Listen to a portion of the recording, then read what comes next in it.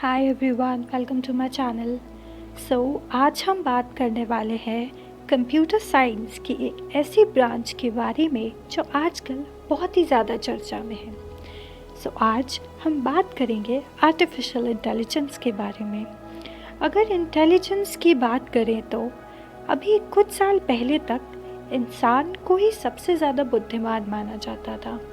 एक ऐसा वक्त था जब इंसान के हाथ लगाए बिना मशीनें काम नहीं कर पाती थी, लेकिन अब वो वक्त भी दूर नहीं रह गया है जब मशीनें पूरी तरह से इंसान की जगह लेने लगी हैं।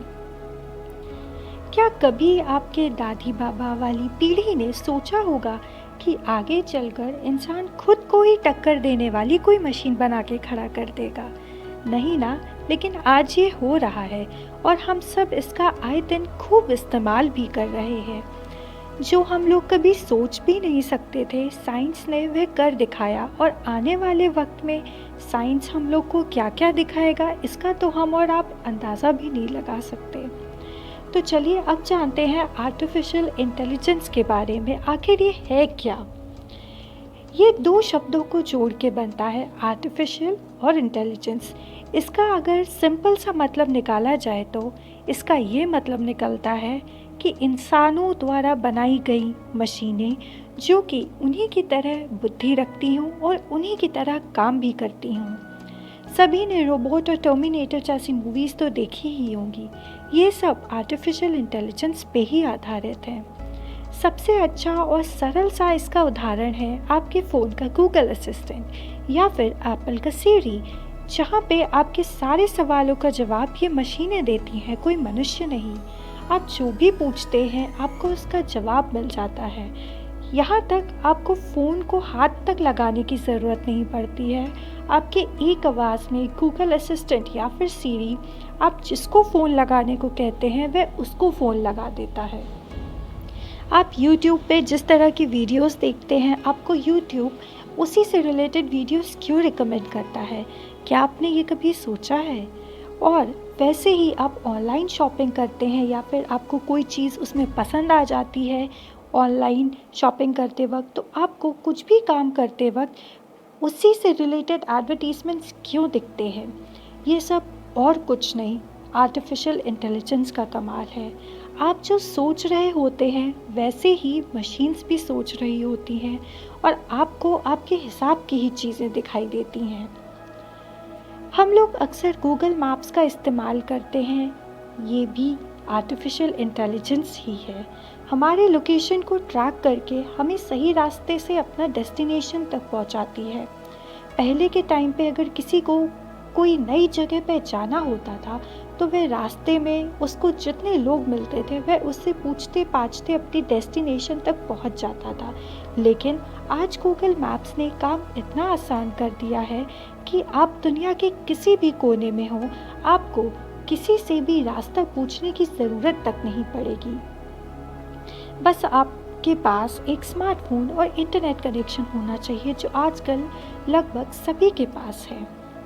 ये सब तो बहुत ही छोटे से एग्जाम्पल्स हैं एआई के, लेकिन आज एआई केवल यहीं तक सीमित नहीं रह गया है।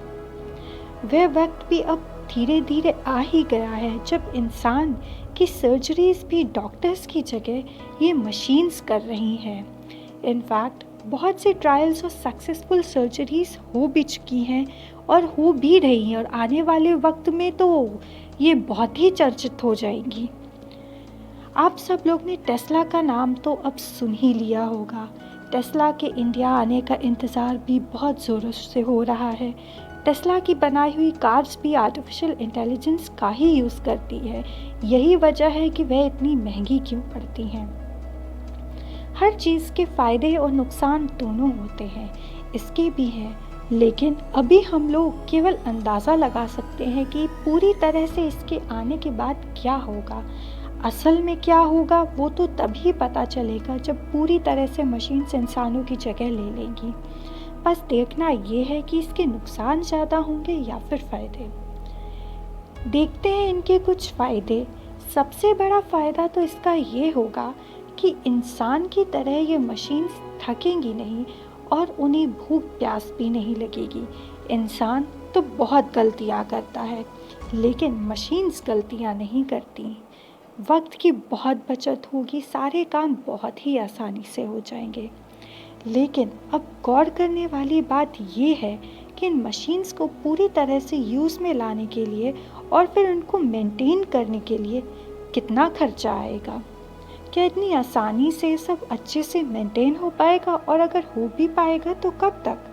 जैसे कि ऑटोमेटिक मशीन्स आने से इंसानों के लिए नौकरियां कम पड़ गई, तो फिर इंसानों वाली मशीन आ जाएगी तो उसके बाद इंसानों को नौकरियां कैसे मिलेंगी?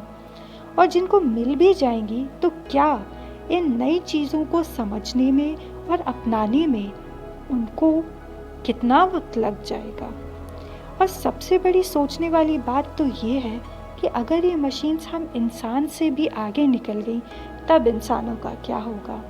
फिर तो वो हम इंसानों से भी कई ज़्यादा आगे की सोचेंगी। ये सब तो बस थोड़े से ही अनुमान हैं जो लगाए जा रहे हैं। असल में क्या होता है ये तो आने वाला वक्त ही बताएगा।